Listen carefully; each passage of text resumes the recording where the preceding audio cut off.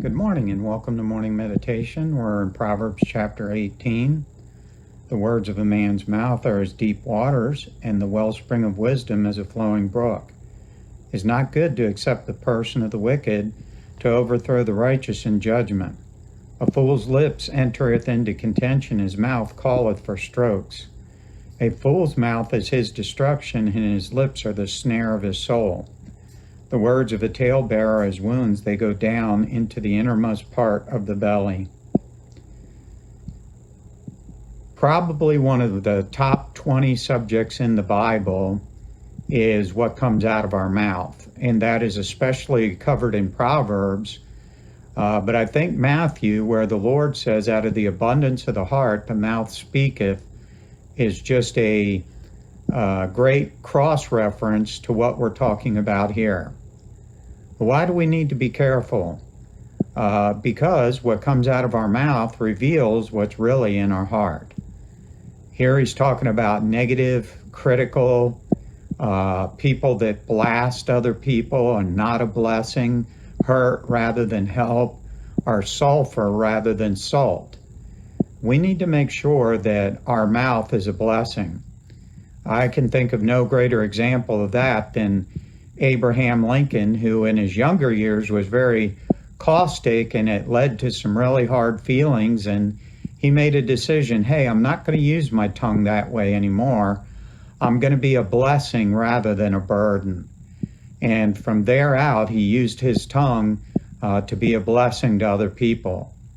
And if you read his life and his autobiography, you will see that he put up with politicians who thought they were smarter than he was, better versed than he was, but yet he firmly stayed by his decisions, but he did it without being mean.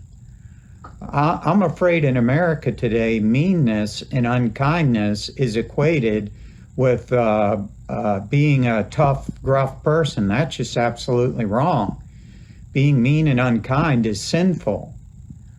We need to make sure with our mouth that we're a blessing, we're a help, we're not a burden to other people. That doesn't mean we need to be perfect. We all have moments where we slip up and say things we probably shouldn't say. But before we let our mouth run off, we better make sure that our mind's in gear. If you've ever had a stick shift car, you've left it in neutral and didn't put the parking brake on, you'll know exactly what I'm talking about. In driver's ed, they always used to teach you to turn your wheels toward the curb so that if that happens, your car doesn't hit something else. And if we're not careful to engage biblical principles in our mind before our mouth starts running, we're going to cause an accident that's going to hurt other people. Let's be careful with that. We don't want to be listed with the world, worldly ways, worldly thinking. And I think Proverbs just covers it. It says a fool's mouth is his destruction, leads to the destructive attitudes. You have to go no further than Stalin, Hitler, Mussolini, people who talked themselves right into a corner, cost a lot of people their lives, in the end ended up costing their own lives. Boy, we need to be the kind of person like Ronald Reagan was, who spoke peace, biblical strategy to help people, to have a right attitude. This negative, angry people in Congress, these young ladies just without any character, constantly running off at their mouth, it's just endemic of what's going on in our society today. We need to slow down. We need to scripturally be wise, have godly understanding, say things that are a blessing and not a burden. I think of Joseph and I think of Daniel in the Bible. Boy, when those other princes wanted to destroy Daniel, they said, hey, we can't catch him in his language. He's not negative at all, but we can catch him in serving God.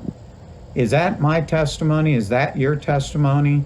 That everything we speak, people will catch us serving God? I hope so today.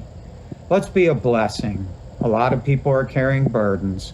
Let's be a help and not a hurt. Let's be a help and not a hindrance.